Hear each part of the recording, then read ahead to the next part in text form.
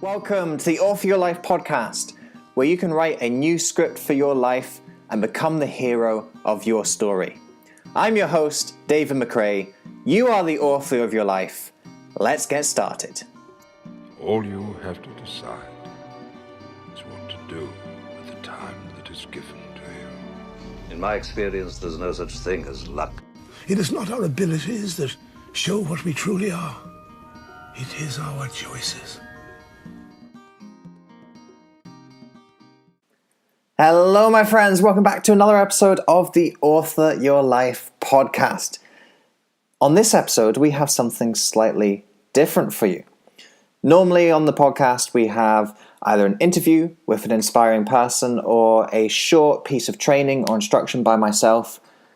In today's episode, we have a long piece of training or instruction by myself. For a couple of episodes this month, I'm going to share with you some recent live trainings that I did. At the end of August, I ran a 7-day online festival, the Author Your Life Festival. And on each of these days, we had a daily show covering topics, concepts, part of your journey to rewriting your narrative and becoming the hero of your story. And here on the podcast, for those of you who weren't aware of the festival, or you missed the festival, or you even just want a refresher on the things that you did engage with during the festival, I've included some of the most popular episodes here on the podcast. So today, we're going to be looking at one of the shows that I did, which was titled Your Inner Wiki. In this, we really deep dived into motivation and purpose, because purpose is ultimately where our motivation comes from. And we explored how you tap in to a deep drive and a deep fire and passion within you. And what I particularly enjoyed about this was really debunking and breaking some of the myths that people have about motivation. So I hope you'll find this useful and interesting. I'll leave you to enjoy this show, Your Inner Wiki. Hello, my friends. Welcome to day number 3 of the Author Your Life Festival. I hope you've enjoyed attending the festival so far. For the past couple of days, we've been talking about the hero of the story. Author Your Life is all about rewriting a new story for yourself. It's all about becoming the hero of your own story. And that's what we've been covering for the past couple of days, is really looking at you, looking at the way your psychology works, looking at the way your brain works. And through understanding these processes, understanding the path to how you ultimately develop and improve as an individual. That's what we've been covering for the first couple of days, and that's really the foundation of this journey for yourself. Today and tomorrow, we're moving on. We're moving on beyond the hero, but on the protagonist. And we're looking at the hero's quest. Because you, as the hero of your story, have a quest. All heroes have a quest. If you think of every story that you've read and been read to, all of the films and plays that you've watched even, every main character has some kind of mission, some kind of purpose that they work towards in the process of that story. For you in your life and your story, it's no different. And this is what we're going to be looking at today and tomorrow. We're going to be looking at your personal quest, your personal mission. What are you here to do during your lifetime? What is the work that you're put on this earth to carry out? We're going to begin looking at this today by looking at your inner wiki. And we have this drawing here. And we'll see as the video goes on and as today's shows goes on, if you can guess what this might be. I'm going to begin with a story today. And just before I launch into that, a little reminder to those of you who are watching live right now, and ultimately who watch sometime into the future on the replay. As I'm going through, anytime you have a question or a query, pop it in the comments below. During breaks in the action during the show, I'll keep an eye on what's going on on that comment reel. And there may be the opportunity to answer some questions whilst I'm going through the training.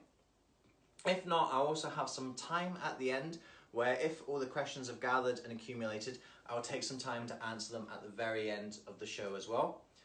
For those who are watching in the future and I'm no longer here with you at this moment in time, I would also encourage you to do exactly the same. Pop in your questions in the comment reel and I can go back and answer those retrospectively after the show has finished. Also, as you're watching, for the live viewers, if at any time you really like something, something's resonating with you, you're starting to get some clicks, you're starting to get some breakthroughs, some insights, whatever it might be, then be sure to let me know with the thumbs and hearts. It's always really good to see those popping up on the screen, because then I know that we're hitting on some really valuable information. Because I have an idea of what I might be teaching that might have more value, less value, different value. But that's very dependent, of course, on the audience that I'm presenting to. If you've heard a particular concept 1,000 different times from 1,000 different teachers, if it's already ingrained and embedded for you, even if it was very profound the first time you heard it, you probably don't think so now. On the other hand, if you've never heard that thing before, that could be something that really impacts you and really moves you. And it's always good to know when I'm hitting those points during the training. So let me know how you're acting with those thumbs and hearts. And when I start seeing that stuff come up, then I know we're onto some good material. And if I see those reactions, then I can start to elaborate. I can start to go further into whatever that thing is that I might be discussing.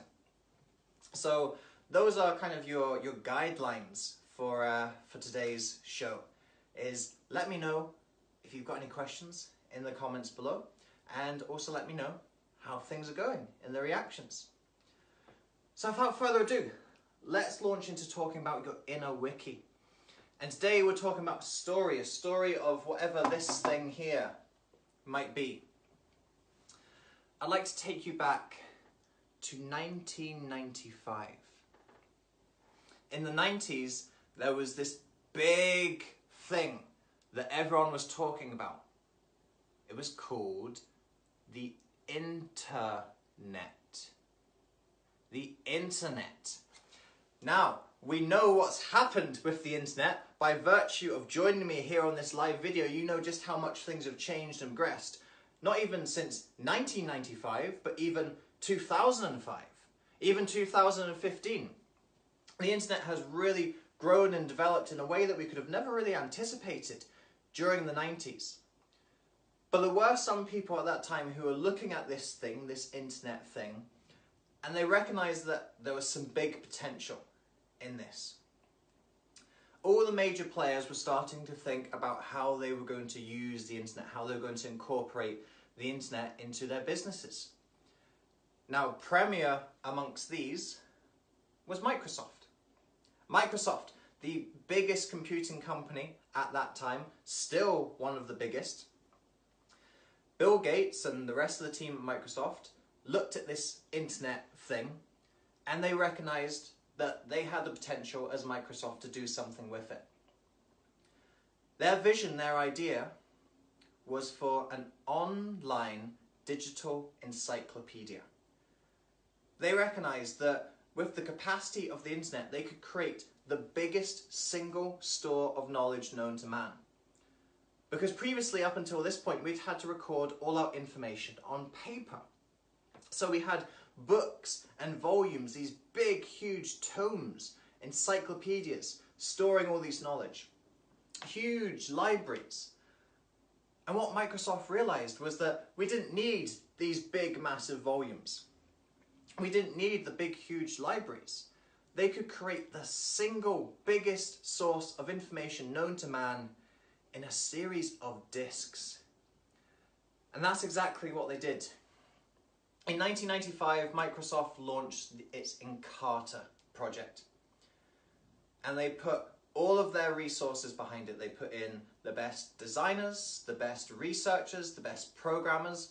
They put all of their considerable wealth behind promoting it, building it, manufacturing it, getting it out to consumers and to the marketplace. Encarta progressed for a number of years, but eventually got to the point in 2009 when Microsoft recognized that it had to shut down the Encarta project. And the reason for this was that it couldn't compete with its new rival on the block. Who was that rival? As I'm sure some of you might be guessing right now from the title, from this symbol, which suddenly might seem a whole lot more familiar to you now that I've pieced together some of the puzzle pieces. This rival was, of course, Wikipedia.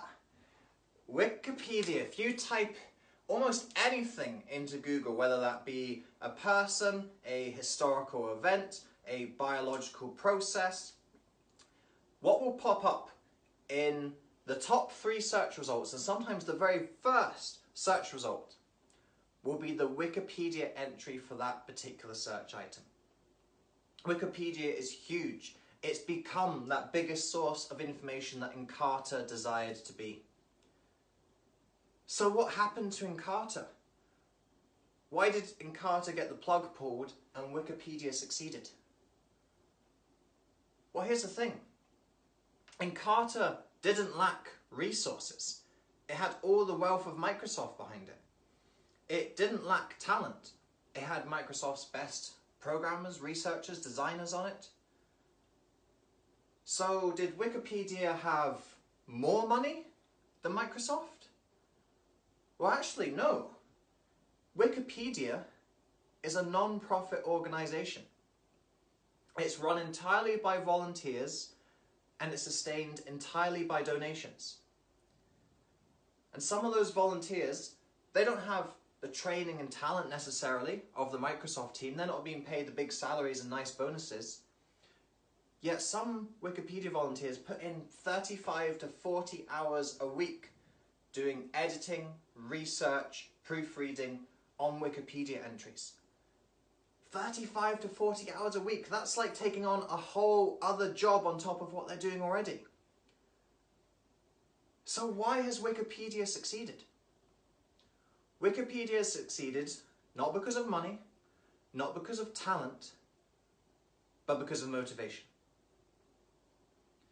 The team at Microsoft were fueled by a weak source of motivation. The team at Wikipedia were fueled by a strong source of motivation. That was the difference. That is what allowed Wikipedia to succeed. And in today's show, it's that second type of motivation, Wikipedia's motivation, that we're going to be talking about. We're going to be talking about how you find that motivation for yourself. How we all find that motivation, because it's all available and open to us. So let's begin by breaking down motivation. And let's look at our traditional model of how we look at motivating ourselves and also motivating others. So the prevailing model is this.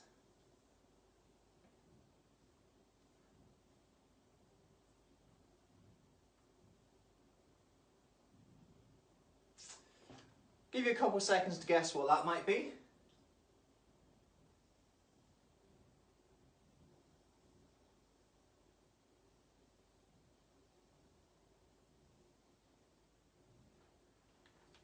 And a couple of seconds to guess what that might be. So this diagram, in case you can't tell from my mediocre art skills, we've got the carrot and we've got the stick.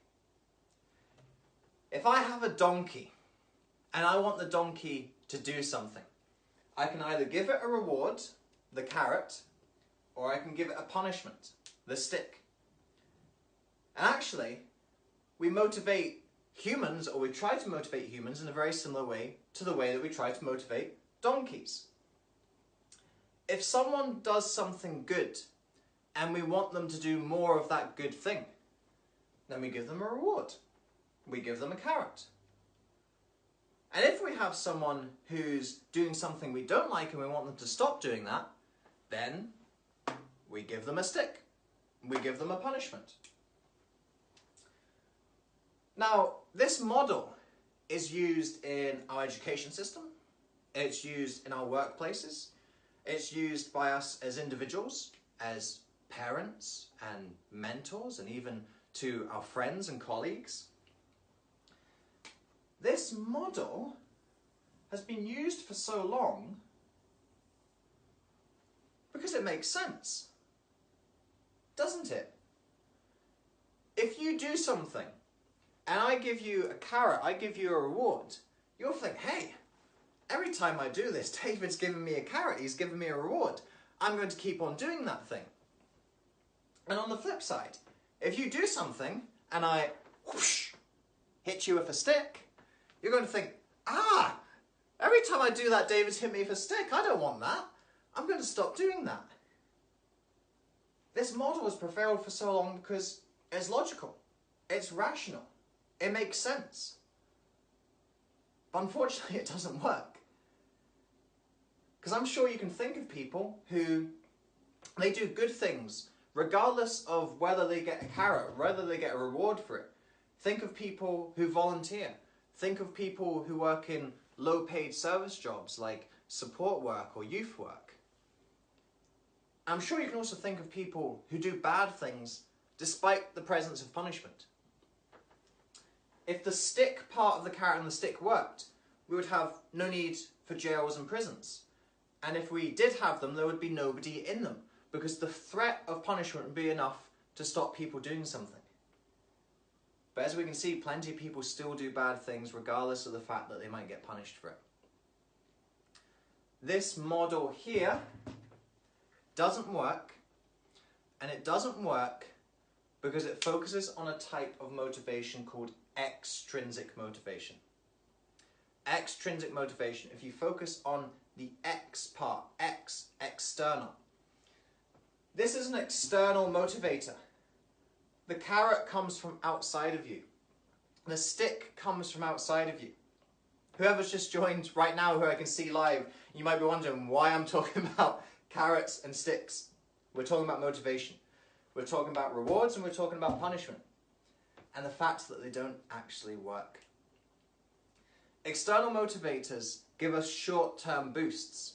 So by all means, drinking that cup of coffee gives you a little boost. Putting on that motivational soundtrack gives you a little boost. If a boss comes and shouts at you, that gives you a little boost. But it's not sustainable. It doesn't last over the long term. And this is why the Encarta project failed. Encarta was fueled on extrinsic motivation. It was fueled on outside influences. It was fueled on money. It was fueled on reward. It was fueled on status and prestige of working on a Microsoft project. Not that any of these things are bad. I'm not saying that money is a bad thing, status is a bad thing, prestige is a bad thing. But over the long term, they're not good motivators. They give short, sharp boosts and dwindle over time. If you want to make any big changes in your life, you need a different model. If you use the Encarta model, eventually you're going to get overtaken. You're going to get overtaken by anyone or anything that uses the opposite model of motivation. The opposite model of motivation is intrinsic. Intrinsic, if you look at the in of intrinsic, you'll remember that it's inner motivation. It's motivation that comes from inside of us. This is pride. This is the desire to overcome challenge. This is the desire to make a difference in the world. If you look at someone like Nelson Mandela, Nelson Mandela didn't need carrots and sticks to get him going. He didn't start doing what he was doing because somebody was giving him a carrot to do so. He didn't start doing what he was doing because someone was hitting him with a stick if he didn't do it.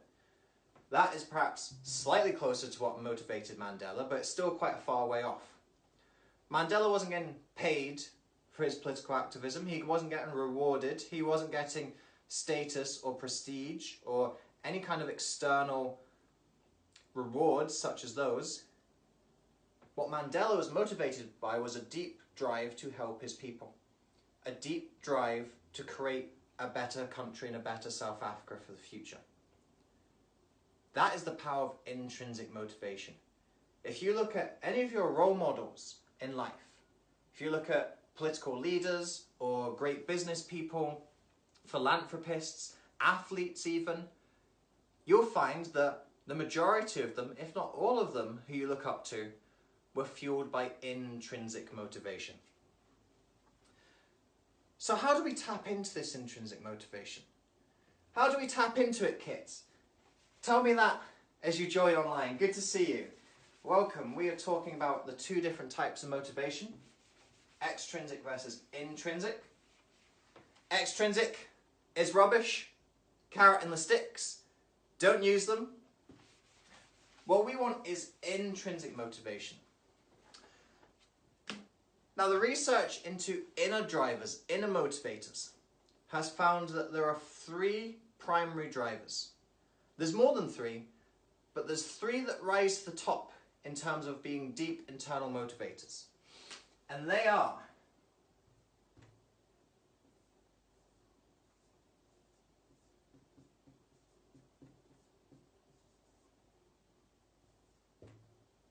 number 1, creativity. We as humans have a deep, innate desire to put new things forth into the world. We have the phone that I'm filming on right now, this whiteboard, the bricks of this house, a tree that I can see planted outside. We as humans are looking to bring new things into the world. The reason for this, I believe, is because we're aware of our own mortality. Ultimately, we only have a certain number of years on this earth, and then we're gone. There's nothing left of this thing that we once identified as us, as I. But whatever we create in the world can outlast us. Whether that just be the simple matter of having a child who lives beyond us, or building a building, or creating a movement, a change that resonates and resounds through history. We as humans have a desire to bring new stuff into the world. It's a very deep internal driver for us. It's the first of the intrinsic drivers. Second of all,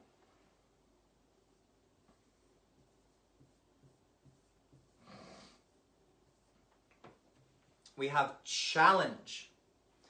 Now, you might remember we're talking about challenge on day 1 of the festival. We're talking about the growth mindset and how people with fixed mindset avoid challenge, but people with a growth mindset love challenge. And if you remember, I asked you to think of those 5 accomplishments that you were most proud of.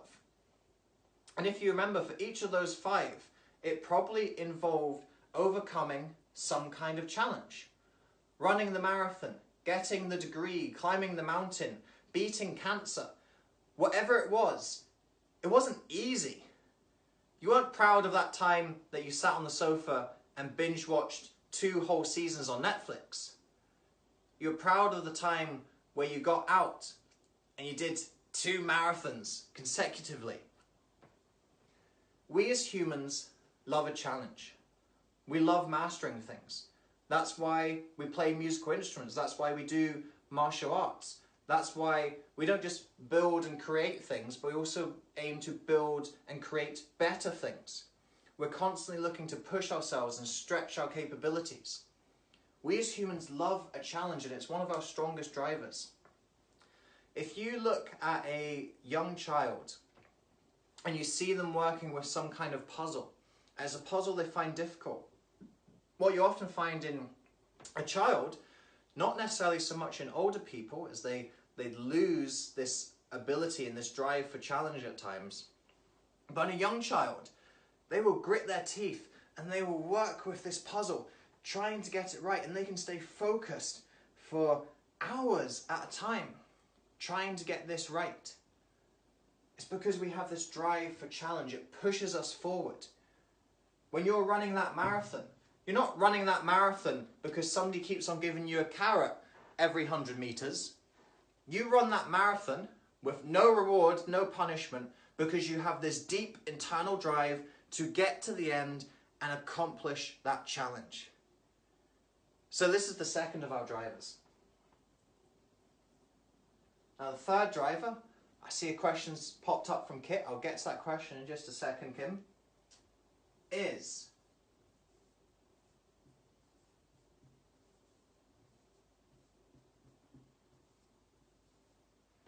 contribution.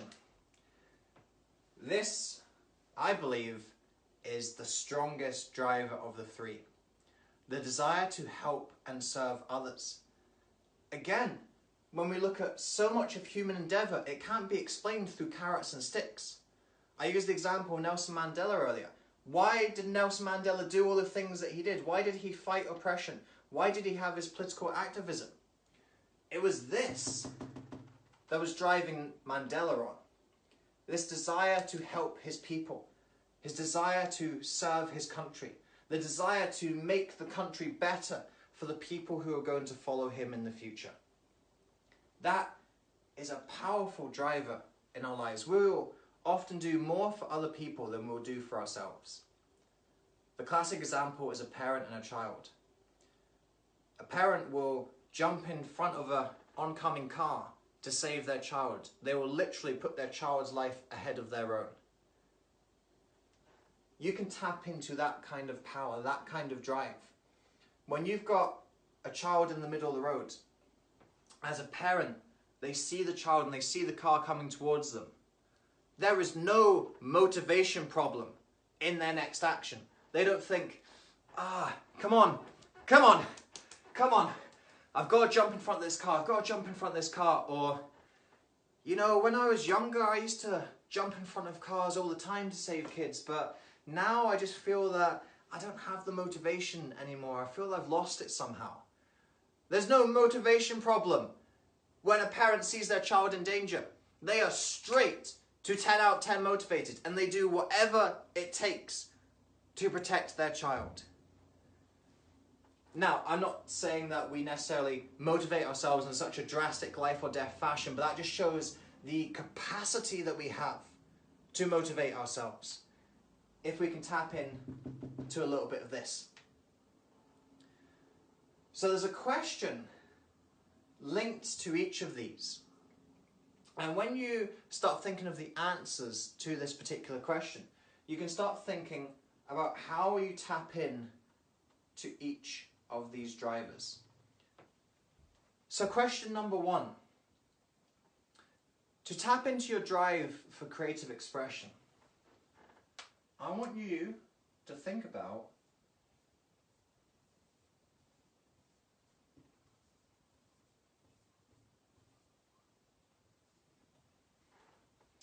what fascinates you. What have you always been curious about? What have you said, I've always wanted to do that. I've always wanted to experiment with that. I've always wondered if I could be good at that. If I could make that happen. Or wouldn't it be interesting if the world was like this? I think there's something that we can do in the local environment, in the world in general, that can make it a little bit better. I've always wondered, I've had this idea in the back of my mind that I'd like to bring into reality. When you answer this question, what fascinates me? You start to tap in to drivers for your creative expression. Second question.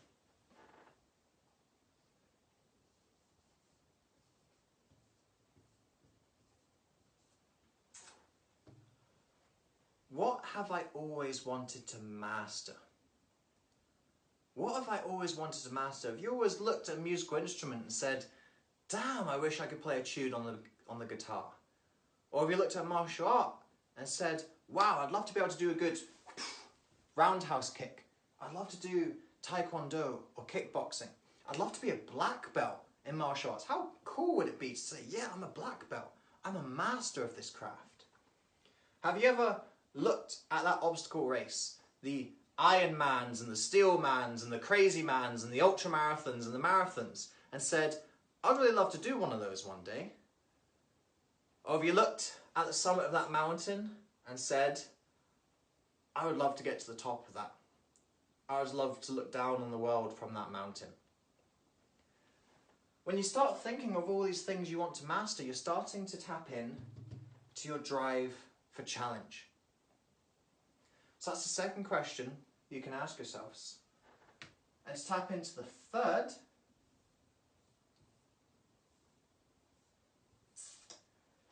so this is a question that I love. This is a question that one of the people who's been kind enough to mentor me along my journey asked me, Dan Gregory. If you're watching this, Dan, then thank you for this question. It made such a big impact on me. And the question was, David, who do you want to be a hero to? Who do you want to be a hero to? This is such a powerful question. And when you start thinking about the answer to that isn't everyone. You don't want to be everything to everybody, because if you try to be everything to everybody, you end up being nothing to no one. When you start framing it in this way, who do I want to be a hero to? You start having a really specific idea of where you stand as a hero and a role model, and who the people who are looking up to you are. And this created a really big shift in me in terms of business and thinking in terms of, well, who can I really help? Who can I really serve with this stuff? And perhaps the image of the person I had in my mind is you. You right now watching this. And perhaps for you too, one day, when you think about who do I want to be a hero to, you start thinking about a particular person, and maybe one day it's you, not on that side of the camera, but on this side of the camera, inspiring, mentoring, motivating your particular people that you want to champion, your particular people who you want to be a hero to. So these three questions are so powerful, and they start to tap into these deep intrinsic drivers. What fascinates me? What have I always wanted to master? Who do I want to be a hero to? So these are questions that you can journal down. You can journal down right now if you're watching this live. You can pause the video if you're watching on the replay, and you can start writing down some answers to those questions. So I'll remind you again, what fascinates me? What have I always wanted to master? Who do I want to be a hero to? And that taps in to this deep source of motivation. It's this source of motivation that fueled the rise of Wikipedia. Because people don't work on Wikipedia for the money, for the prestige, for the status, for the accolades and benefits. People work on Wikipedia because they believe in what Wikipedia stands for. They believe in bringing more information into the world. They believe in educating people and solving the problem of poor education in a number of countries in the world.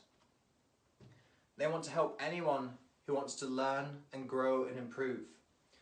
And the people who donate to Wikipedia, one of which is me, Wikipedia is one of the things that I donate to, and the reason why I donate to Wikipedia is the same reason that so many other people donate to Wikipedia. They believe in the democratization of information. They believe in the ability for anyone to find the information they're looking for, the ability for anyone to be able to educate themselves, the ability for anyone to learn and grow and improve through the power of knowledge and the power of applying that knowledge. That's what Wikipedia is all about. That is what Wikipedia is fueled on. And when you're fueled on something like that, well, Microsoft didn't stand a chance. That's why we talk about not, I'm going to go and Carter it. You say, I'll go and Wikipedia that or Wiki that. It's why that we don't just have Wikipedia, but if you look at any sort of expanded universe, if you look at Marvel, if you look at Harry Potter, if you look at Lord of the Rings, they have their own designated wikis. It's set up under the idea and building upon the idea of Wikipedia. Wikipedia has left a legacy, not in Carter. That is the power of intrinsic motivation. This is a really powerful force to bring into your life. So for those of you who are watching live, if you've got any questions about this, about extrinsic motivation, intrinsic motivation, then feel free to pop a question below. If you want me to expand upon any of those drivers and different ways that you might want to be able to activate them, then ask me as well. I noticed we had a question from Kit coming up, and she was asking me about the whiteboard, where I got a whiteboard from, because I know that Kit is also looking to do her own teaching and her own seminars, so I'm sure she wants her own little whiteboard as well. Kit, if you're still listening, I'll let you know in the comments afterwards. I'll just type it in the comments so you can go to the link. I just got it off Amazon, basically. You can find lots of different ones on Amazon. I think this cost about 40 quid, something like that. Plus the pens and the whiteboard rubber as well. So let's look into a couple of different ways that we can start to channel our motivation. And this is kind of starting off at the conceptual level, the theoretical level. And what I'd like to dig into now is turning this a little bit more tactical, looking at the strategies of motivation. So I think we'll cover 2 today. I think we've got enough time for 2. Oh, I hear people say, I don't want 2. Please give me more. Give me as many as you can. Motivation is something I struggle with. Well, if you're thinking that, don't worry. They're 2 good ones. There's just a little bit of ink moving about on that eraser. So I've got little smudges here, but I'll tie that up after the live is finished. So strategy number 1.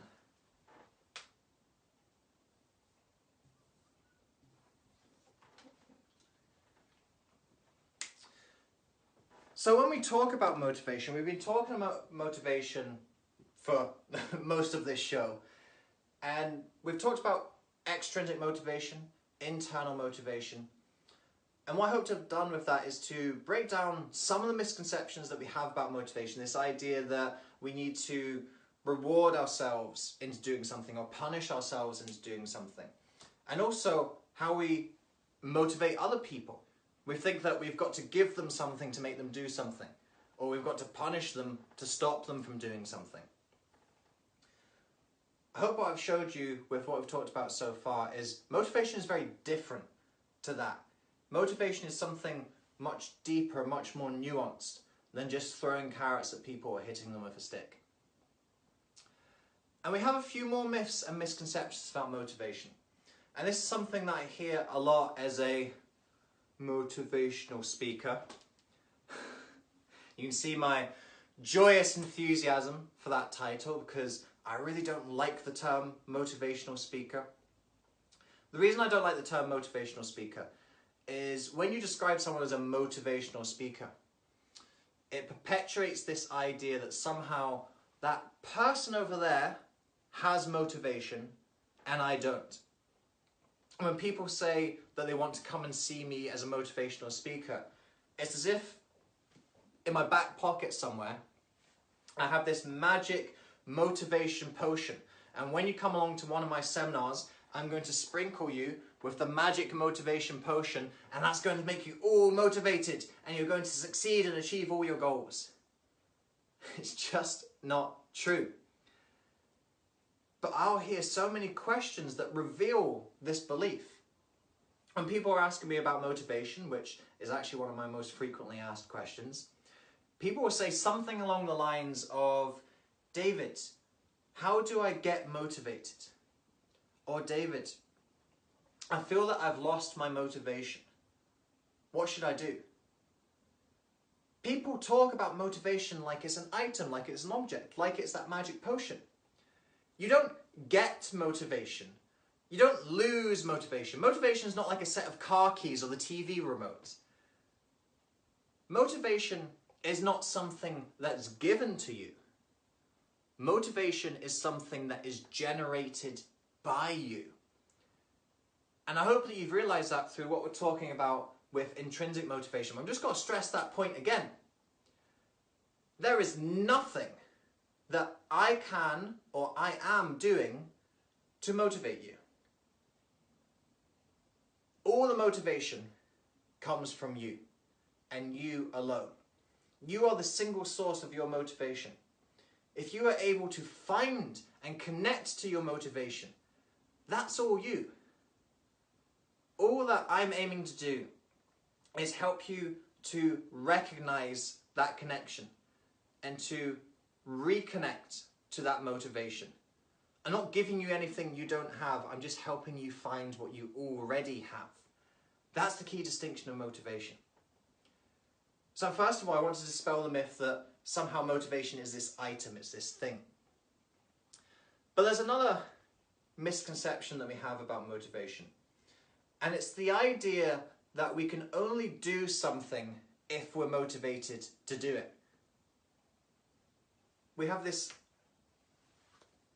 progression that over here we have the feeling of motivation, and when we feel motivated to do something, then we're going to do it.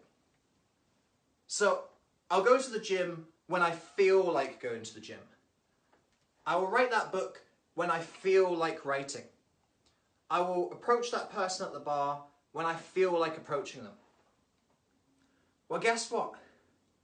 If you only wait until you feel like doing something, you're never going to get anything done. And this was a huge misconception that I held for a long time in my life. For those of you who know my personal story and you've been familiar with my work, you'll know that from a very young age, I've wanted to be an author. From the first year in primary school, when the teachers were asking us what we wanted to be when we were older, and everyone said, I want to be an astronaut, I want to be a train driver, I want to be a fireman. I was always the weird nerd in the back of the room saying, I want to be an author. I want to write books. From a young age, I've always been fascinated with stories. I used to get stories read to me when I was young. I used to start reading stories at a very young age as well. And when I played, I struggled to connect to other kids for a long time. And so I often found myself playing by myself. And when you're playing by yourself, then you have to start creating this world and this story to step into and be a part of. So I was always creating stories and always being a part of stories from a very young age. And this has actually led all the way to the present day, where now I'm still talking about stories. I'm still creating stories. The whole premise of Author Your Life is about stories. That theme of stories has followed me throughout my entire life. But it took me a long time to connect with that. At age 5, I decided that I wanted to write books. I wanted to keep on creating stories and put new stories into the world. How long did it take me to actually write a book? I went through years and years of procrastinating on the idea of writing a book. In my teenage years, I started to experiment with writing, doing different things, short stories, poems. I even wrote songs and stuff. I was exploring this notion of creative writing, but I was never really building the foundations for anything. I was never really creating anything substantial. And the reason for this is because I only wrote when I felt like it. And because I was only writing when I felt like it, I wasn't doing enough writing. How many books do you think you can write if you only write when you feel like it? 0. You're never going to write a book if you only write when you feel like it. And this is something that I realized. I left home, I went away to university, and I was now 18 years old, an adult, and I recognized that, well, now I'm actually an adult and I'm actually starting to think of what do I want to be when I grow up. It used to just be this far off theoretical idea at age 5, but now I am actually grown up. what do I want to do with my life? And for me, that answer was still, I want to be an author. Still, I wanted to write stories.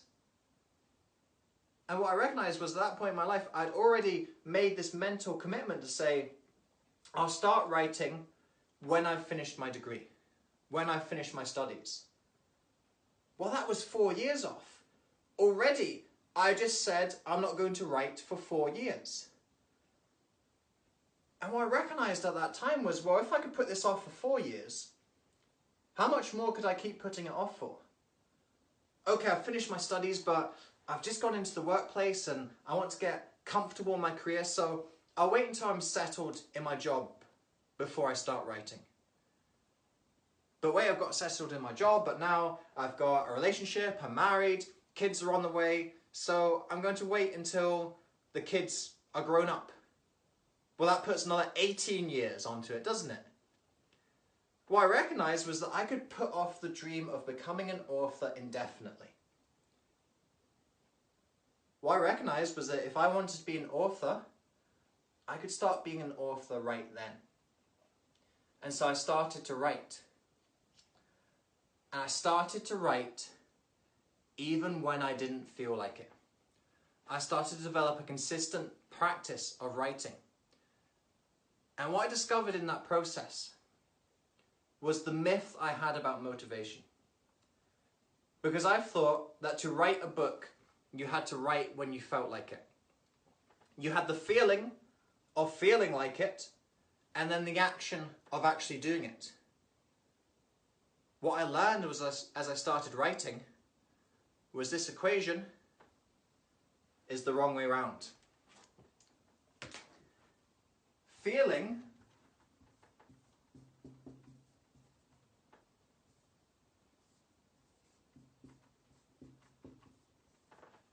rarely precedes action. It does on occasion, but not nearly as often as action precedes feeling. I had the equation the wrong way around. What I recognized was that when you start writing, you get to a point after you started writing where you start to get into the flow. You start to get into the groove. And at that point, you do feel like writing. And you do feel like continuing. But if I had sat and waited for that feeling, it would have never have arrived.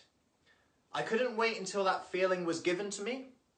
I had to generate it myself. And for whatever goal that you have in life, you have to do exactly the same thing. Whether you want to get fitter, whether you want to earn more money, whether you want to find a new romantic partner, you can't wait until you feel like doing it. Because you're going to be waiting a long time. You've got to take the action first, and the motivation builds from there. And this is why I've written this big 20 on the board. This big 20 is a rule that I discovered during the process of writing. It was the secret of motivation. The rule that I set myself was that every day I was aiming to write. That's a whole other commitment that we'll actually talk a little bit about in tomorrow's training, about the commitment and creating that consistency for yourself. So that was part of it. But the second part of it was not just making that commitment to write every day, but making a time commitment to actually persevere with that writing. Because most of the time I didn't feel like writing. I didn't say, wow, yeah, I'm going to write a bestseller this morning. Get that laptop opened up. Very rarely did that happen. So what I did was I set myself the 20-minute rule. And I said that I'm going to write for the next 20 minutes. And if after 20 minutes I still don't feel like writing, the words aren't coming, and I just can't get the grasp of the creative ideas, then that's cool. I'll leave it for a bit. I'll take some time and I'll come back to it. And what I found, 9 times out of 10 in the beginning, and certainly now when I do it, 99 times out of 100, is when you do something for 20 minutes, you won't stop at 20 minutes. 20 minutes is enough time where you start to build up a bit of momentum for yourself. And momentum is huge. Momentum is the precursor to motivation. They start with the same letter for a very good reason. Motivation, momentum, they're linked. When you engage in something for 20 minutes, you start to build this momentum for yourself. Through the consistent action, you start to create the feeling. And this is a simple rule that you can adopt for anything you're wanting to do in your life. Whether it's you're going to the gym and you walk to the gym and you say, oh, I really don't feel like this today. I wish I'd just stayed in bed, or I wish I'd gone home and switched on Netflix. Say, okay, I'm going to go into the gym for 20 minutes and I'll do my first couple of exercises, and if I'm still not feeling right, if I'm still feeling lethargic and a bit all over the place, that's fine. I've still got the option to go home, go back to bed, go stick on Netflix. And what you'll find, 9 times out of 10 in the beginning, and 99 times out of 100 when you started to build this a bit for yourself, is that after those first couple of exercises, you've got your blood pumping, you've got oxygen moving through your system, you've got a bit of a sweat on. You say, actually, I can keep going at this. I'm feeling warmed up, I'm feeling more into it now. That's the power of the 20-minute rule. Now, the key to the 20-minute rule is this isn't some psychological trickery you're doing on yourself. You're not saying to yourself, oh, just be 20 minutes, and really you push yourself through for 2 hours. It's the kind of thing that we do with our children, isn't it? We say, look, it'll just be for 20 minutes. And they say, oh, okay, and then you do it for 20 minutes. Actually, you trick them, and it's an hour and a half that you're doing something for. With this, the key is that you can quit after 20 minutes. This is something that I find for me personally in my exercise routines. I was just talking about going into the gym there. I use the 20-minute rule for going to the gym. There's a lot of times where I don't feel like working out. But I'll embrace the 20-minute rule and I'll go and I'll start doing my first couple of exercises. 99 times out of 100, I finish the workout. And most of the time I actually have a good workout, and I'm glad that I pushed myself through and did it. But every now and then, a couple times a year, I'll walk into the gym, I'll do the first couple of exercises, and I'll just know in my body, no, this doesn't feel right. I haven't rested properly, or I'm too stiff, I'm too tight, or I haven't been eating right, or just generally there's something about my body that isn't right for the exercise that day. And so I'll walk back to the change room, get changed, and walk out of the gym and leave the workout unfinished. It does happen. There'll be times where I'm sitting at the laptop and I'm trying to write and just my brain's foggy, the words aren't coming, the ideas aren't linking. I realise that I've got gaps in the knowledge that I need to take some time to structure and process, and I'll stop writing. So the key to the 20-minute rule is that you can quit. But don't use that as an excuse to say, right, I'm going to quit in 20 minutes. Say, I'm going to try this for 20 minutes. I'm going to start doing it for 20 minutes, and I'm going to see where I'm at 20 minutes. And I guarantee you, most of the time, by the time you've got that 20-minute point, you're starting to feel more like it. You're starting to feel more motivated. But it's nothing to do with getting motivated. You've generated the motivation for yourself through taking action.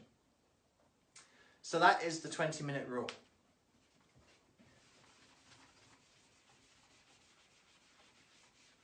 So I've got one more thing that I'd like to share with you in terms of motivation.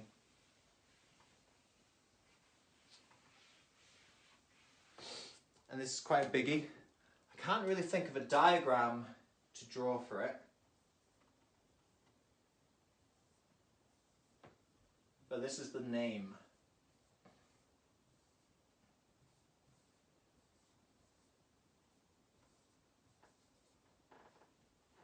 You have a dream.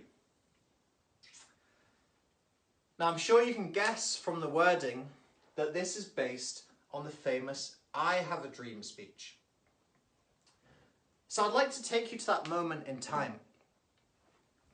It's August 1963. In fact, we're almost at the anniversary of the I have a dream speech. I think it was August the 28th or the 29th. I can't quite remember which one, but it's coming up very soon. Next week is the anniversary of the I have a dream speech. So in late August 1963, Dr. Martin Luther King stands on the steps of the Lincoln Memorial in Washington, D.C. The Lincoln Memorial, behind him is the statue of Abraham Lincoln, the president who freed the slaves, the president who took the first step in creating liberation for African Americans. Dr. Martin Luther King and other members of the civil rights movement came to that iconic monument to say, what we did with Abraham Lincoln isn't enough. There's still oppression, there's still inequality in this society.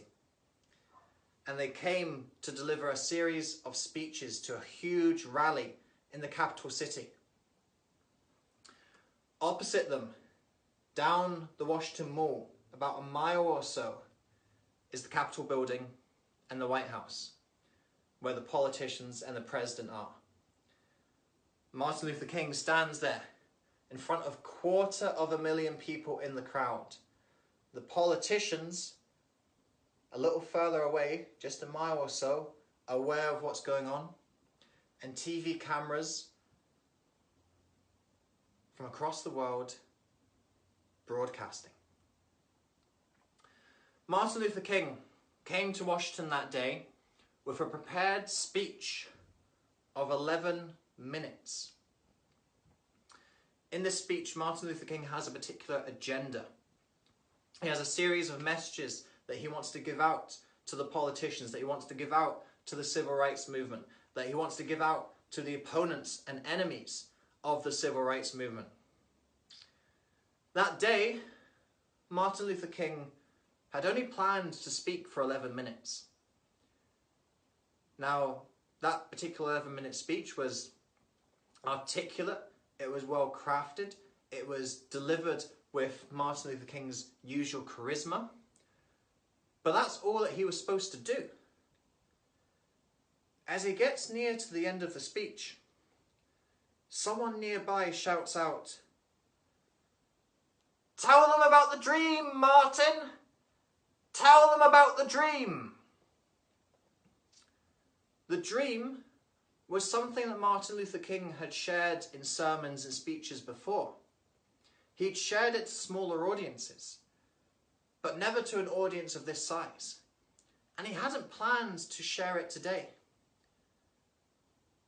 And as he got to the end of his 11-minute script, he continued. He went off script for a further 6 minutes. And actually, nobody remembers the first 11 minutes of the speech. That's not what made him famous that day. What made him famous was the 6 minutes that he went off speech for, when he spoke from the heart and he ad-libbed about his dream. In 6 minutes, Martin Luther King delivered one of the most famous speeches of all time, if not the most famous speech of all time. If you want to talk about being a motivational speaker, then that is the prime example. In the I Have a Dream speech, Martin Luther King paints his vision for the world. He paints his vision for America. He paints his vision for the civil rights movement. And we can connect to that vision. This wasn't just a speech for African Americans. It wasn't just a speech for Americans. It was a speech for humanity. And that's what makes this speech so powerful. In that speech, Martin Luther King crafts this vision that we can all get behind, a vision that we all want to be a part of. And that's what makes that speech resound through history. It's why someone like me, a white man born years after the civil rights movement and all the troubles that came with that, when I'm looking to get motivated, I'll go onto YouTube and I'll turn on that grainy black and white video and I'll watch those 6 minutes. Because that dream resonates with me as well. It's a dream that I'd love to be a part of crafting. It's a dream that I'd love to be a part of experiencing. That is the power of sharing your dream. That was I have a dream. But right here we're talking about you have a dream. You have a dream. What would you do if, just like Martin Luther King, right here, not in 1963, but in 2018, what's that, almost 55 years to the day, you stood there, and it wasn't 250,000 people in the audience, it wasn't the entire population of Washington, it wasn't the entire population of America who were there listening to you. It's every single human being alive in the world. TV cameras are pointing on you, and every single person alive in the world is watching that broadcast. Those cameras are translating into every language known to man and spoken by man. 7.5 billion people are listening to you. And you have 6 minutes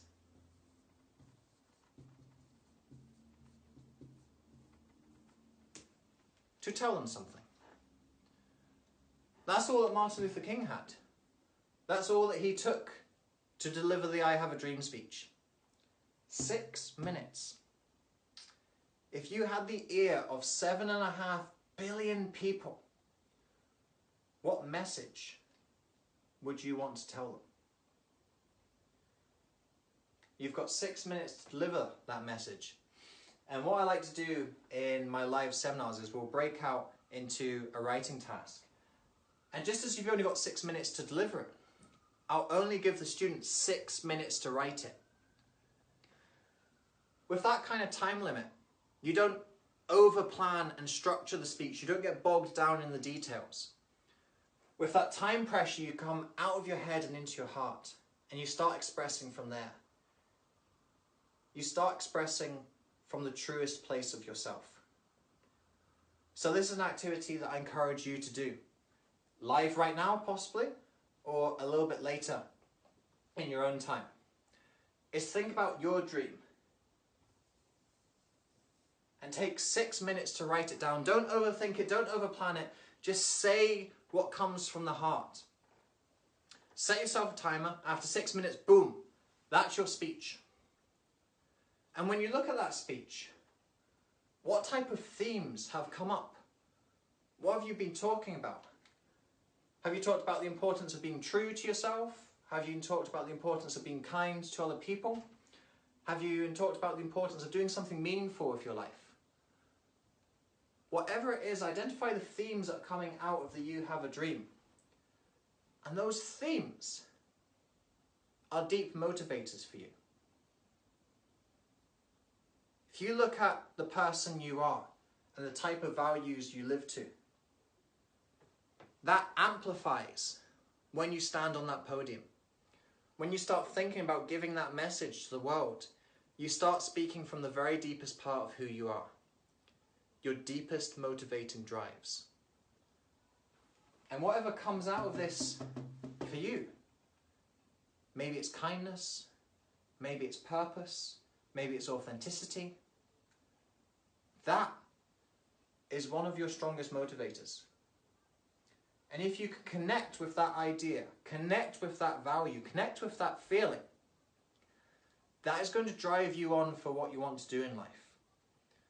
And perhaps even when you're doing this speech, you start to think about your grand vision.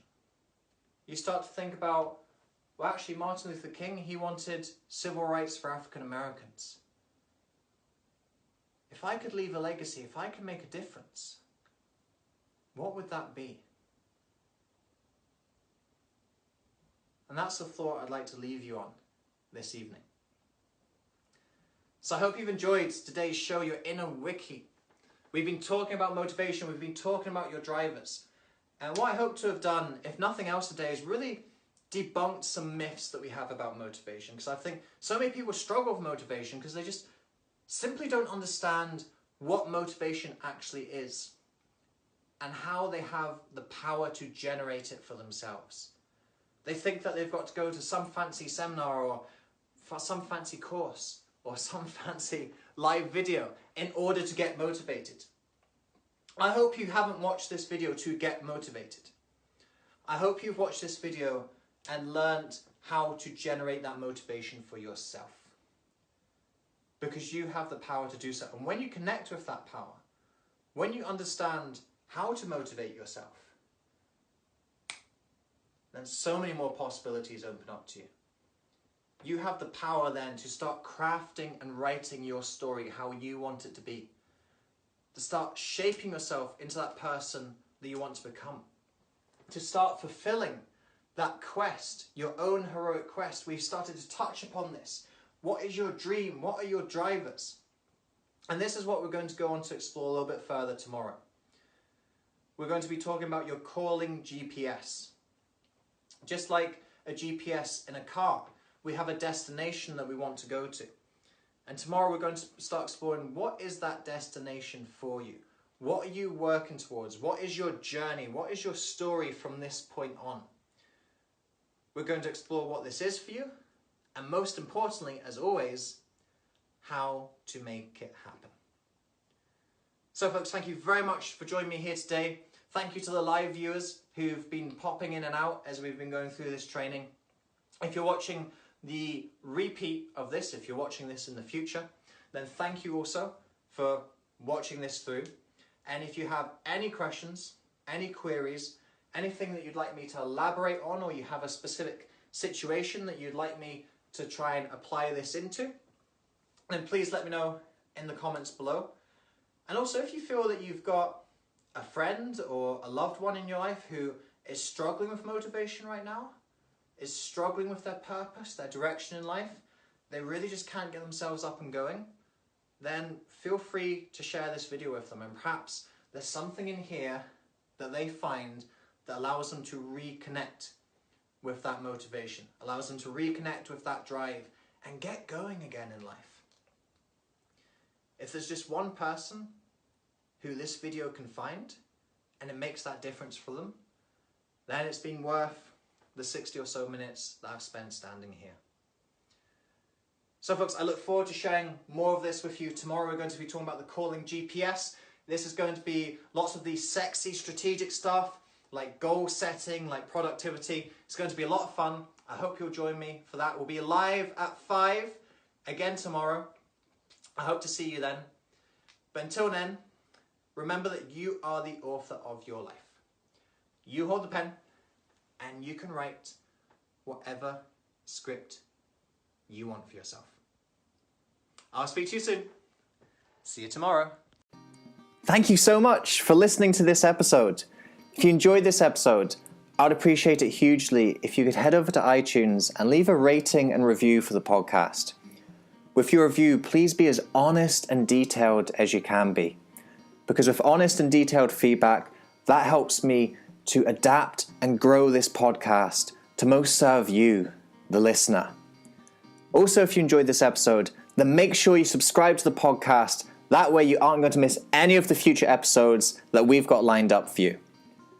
Until next time, remember that you are the author of your life. You hold the pen, and you can write whatever script you want for yourself. So go out today and write yourself a beautiful story.